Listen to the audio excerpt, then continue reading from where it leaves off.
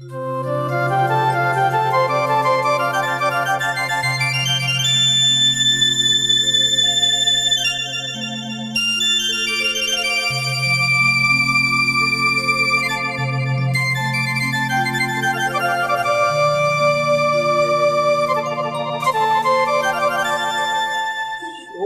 દિવસ આ ટીવીમાં જ પડી રહે છે. આવી ગયા? હા, આવી ગયો છું. તો પછી કેવી કરી ખરીદી? થઈ ગઈ બધી ખરીદી? હા, ઓલમોસ્ટ બધી ખરીદી પતી જ ગઈ છે. છેલ્લા 1 મહિનાથી આ ખરીદી કરવા માટે દોડીએ છીએ.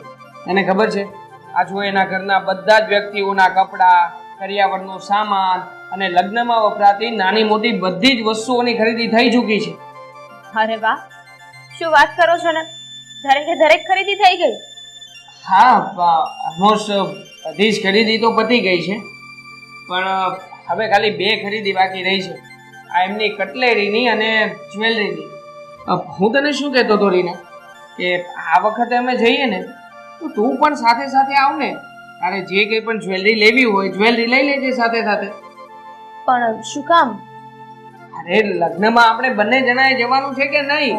તો પછી પાછું શું છે કે આ બધી ખરીદી પતે પછી તું મને કહે કે ચાલો આપણે આ ખરીદી કરવા માટે જઈએ, ફરી પાછું મારે અલગથી તારી સાથે આવવાનું, ફરી પાછો સમય બગાડવાનો, આવું બધું ન થાય ને એટલા માટે. નહીં બગાડો તમારો સમય, પણ મારે તો ખરીદીમાં એક સાડી લેવાની છે. તમારે કઈ લેવાનું છે? હા, હું પણ તું સાથે હોઈશ તો એકાદી જોડી કપડાં લઈ લઈશ નવા. સારું. ના, થોડા ઘણા સમયથી મને વિચાર આવી રહ્યો છે. શું?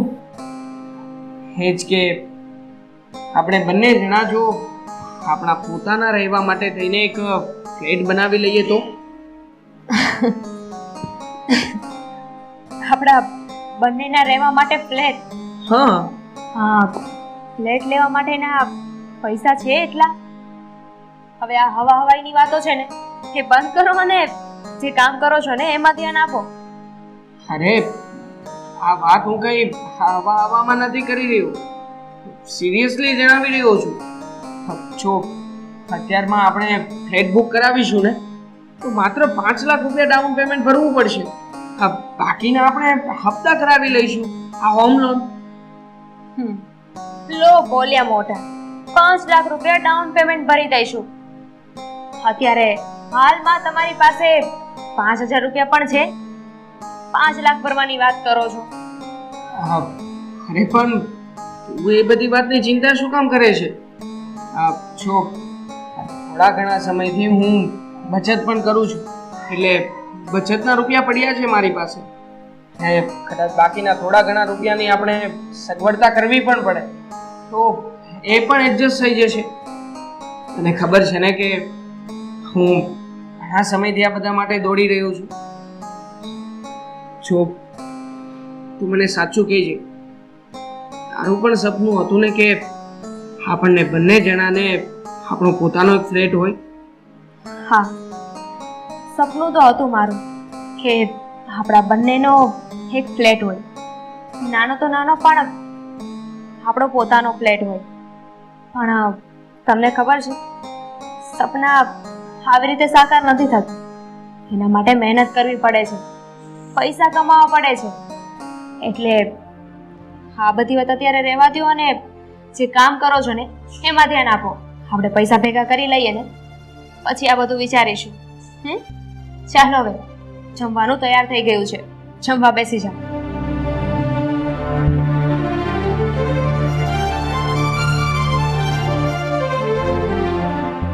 તું ચિંતા ના કર જાનુ, તારા બધા જ સપના બહુ જલ્દી હું પૂરા કરી દઈશ. હા, ડાઉન પેમેન્ટ તો મેં ક્યારનું ભરી દીધું છે. હવે બસ આ ફ્લેટની ચાવી હાથમાં આવે ને એટલી જ વાર છે.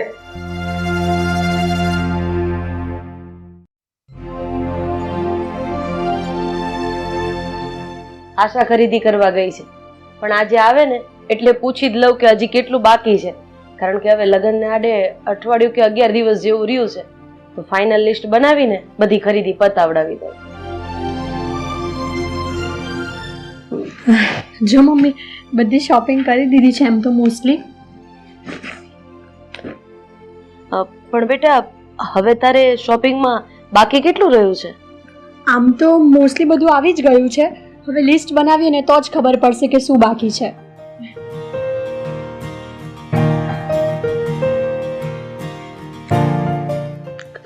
આપણા ગામના નીચે ત્યાં જ ગયા હતા તમે લોકો? હા.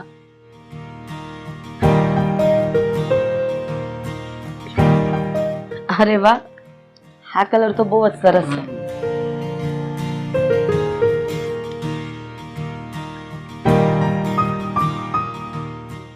આ તારા સાસુ માટે ને નણંદ માટે ને એ લઈ લીધી ને સાડી? હા મમ્મી બધા જ માટે લઈ લીધી.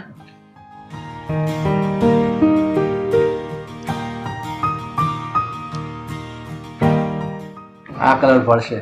હા હા. ખરીદી કરતા આવડી ગઈ હો મારી બેન. આ ભાઈ માટે લાવી કે નહીં? હા હા ભાઈ માટે પણ લાવી છું ને. અને તારા પપ્પા માટે? બંને માટે.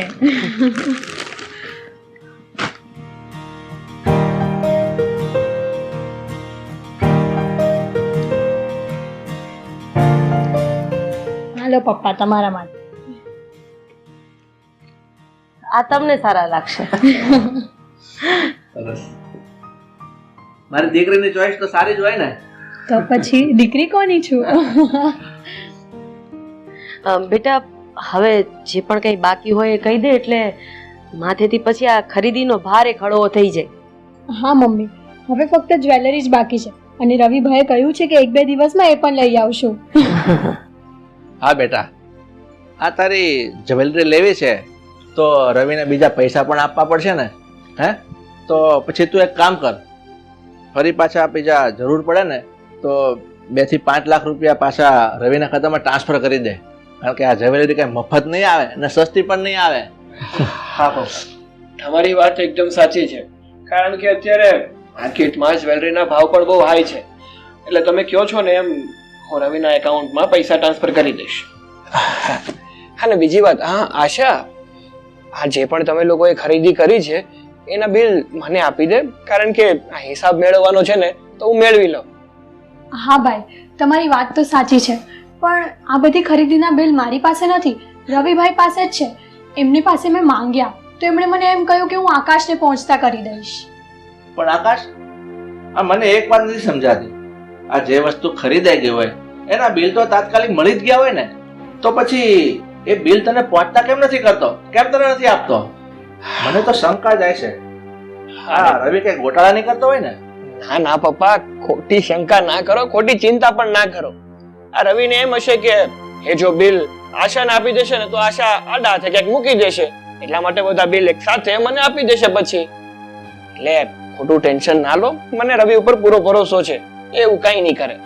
અને રહી વાત કે આશા, તું તારા રૂમમાં જા અને જે પણ કઈ જ્વેલરી લેવી છે ને એ વિચારી રાખ. એટલે રવિ આવે ને તે તરત તમારે લોકોને નીકળવાનું રહે. હા ભાઈ ચાલો તો હું જાઉં. હા જા. બેટા આમ જોઈએ તો તારા પપ્પાની વાત ઉપર વિચાર કરવા જેવો છે. કેમ મમ્મી, એવું કેમ લાગે છે તમને? શું થયું? કારણ કે મને 2 દિવસ પહેલા બહારથી સમાચાર મળ્યા છે. શું શું સમાચાર મળ્યા છે તમને? બેટા આ તારો ફ્રેન્ડ રવિ છે ને, એણે હમણાં અડાજણમાં એક ફ્લેટ રાખ્યો છે અને એની કિંમત છે 50 લાખ રૂપિયા. એટલે બની શકે કે કદાચ કંઈક ગડબડ કરતો હોય. અરે મમ્મી, આ તમે લોકો છે ને ખોટી ચિંતા કરો છો. મેં તમને એકવાર તો કીધું કે આ રવિ છે ને એ મારો ખાસ મિત્ર છે, એની ઉપર છે ને હું આંખ બંધ કરીને ભરોસો કરી શકું છું. એટલે ખોટા વિચારો છે ને મૂકી દો. શું ચિંતા કરવાની જરૂર નથી બેટા. એ લોકો છેલ્લા 20 દિવસથી ખરીદી કરે છે અને એક પણ વસ્તુના હજી બિલ આપણી સુધી પહોંચતા નથી કર્યા. અને આમ જોવા જઈએ તો અત્યાર સુધીનું બિલ લગભગ 5 થી 6 લાખ રૂપિયા જેવું તો થઈ જ ગયું છે. એટલે ચિંતા કરવાની જરૂર છે. હા, ભલે તારો લંગોટિયો મિત્ર હોય કે તું એને ખાસા ટાઈમથી ઓળખતો હોય. તારી વાત ખરી છે અરુણા. હવે આના માટે મારે જ કંઈક તપાસ કરવી પડશે. એટલે હું મારી રીતે તપાસ કરીશ, તું ચિંતા નહીં કર. આ બીજા ઘરના કામ હોય ને એ તો પતાવ. હા.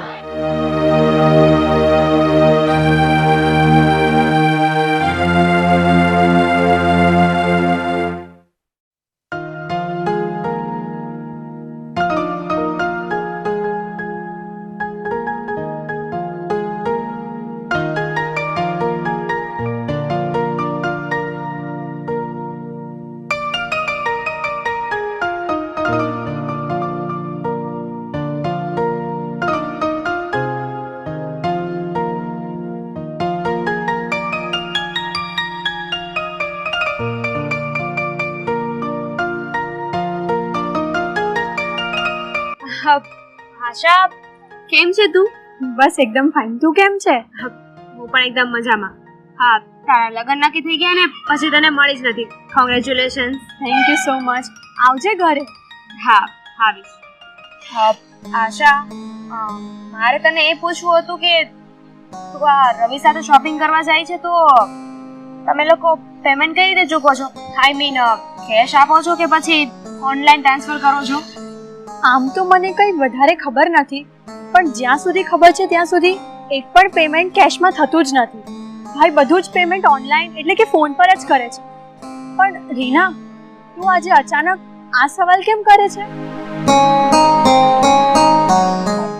ના ના, હા તો એટલા માટે કે રવિ સાથે પૈસાનું જોખમ લઈને તો નથી આવતા ને, એટલા માટે. સારું, ઠીક છે. હવે મને મોડું થાય છે, હું જરાક જાઉં. હા હા હા, બાય બાય.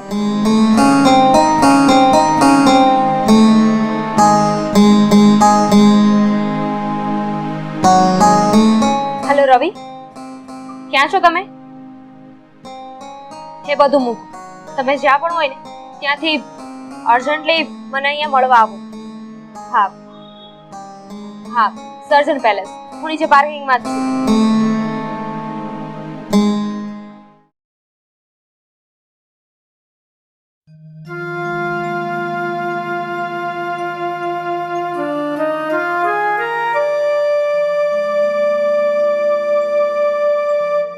ના બોલ, તે મને આમ ફોન કરીને અર્જન્ટ અહીંયા શું કામ બોલાવ્યો છે? અબ જો જે કંઈ પણ કામ હોય ને જલ્દી જલ્દી પતાવજો, મારે ઓફિસ જવાનું મોડું થઈ રહ્યું છે. રવિ, આશા હમણાં મને રસ્તા પર મળી હતી. હવે તમે સાચું સાચું બોલો કે તમે આકા સાથે કોઈ ચીટિંગ નથી કરી રહ્યા ને? ચીટિંગ? અને એ પણ હું? જો આ બધી તું કેવી વાત કરી રહી છે? ને જો તો મારી ઉપર આવી રીતે આક્ષેપ ના લગાડ. અને મારા ઉપર આટલો ભરોસો નથી, જરાય વિશ્વાસ નથી. ના, મને તમારા પર હવે બિલકુલ વિશ્વાસ નથી. કારણ કે જે હિસાબથી મારી આશા સાથે વાત થઈ છે ને કહેતી હતી ને, એના પરથી મને પૂરેપૂરી ખાતરી છે કે તમે આજે ફ્લેટનું ડાઉન પેમેન્ટ ભર્યું છે ને એ આકાશના જ પૈસા છે, તમારી મહેનતના નથી. એ પણ શું બકવાસ કરી રહી છે તું? આકાશ મારો મિત્ર છે ને મિત્રની સાથે ચીટિંગ ક્યારેય ના કરી શકું. જો તું આ રીતે બીજાની વાતો સાંભળીને મારી ઉપર ખોટો શક ના કર. હેમ તો મારા માથા પર હાથ મૂકીને મારા સમખાવ કે હા, ફ્લેટના જે પૈસા ભર્યા છે ને એ તમારી મહેનતના છે, આકાશના નથી. ખાઓ ને સમ, કેમ હાથ લઈ લીધો? છોડીના, હું કોઈ પણ સંજોગોમાં તારા સમ ના ખાઈ શકું. તારી વાત સાચી છે. મેં આકાશ પાસેથી રૂપિયા લઈને એમાંથી ફ્લેટનું ડાઉન પેમેન્ટ ભર્યું હતું. મેં આકાશની સાથે ચીટિંગ કર્યું છે. રવિ, હા તમે બહુ ખોટું કર્યું છે. તમે આકાશ અને એના ફેમિલી સાથે દગો કર્યો છે. અને એક વાત યાદ રાખજો, તમારા ખોટું બોલીને જે ફ્લેટ લીધેલો છે ને પાપના પૈસાથી, એ ફ્લેટમાં તો ક્યારેય પગ નહીં મૂકું. અને હવે થોડીક પણ શરમ બાકી હોય ને તો જાઓ આકાશની અને એના ફેમિલીની માફી માંગી લો અને એમના પૈસા એમને પાછા આપી દો. પણ રીના,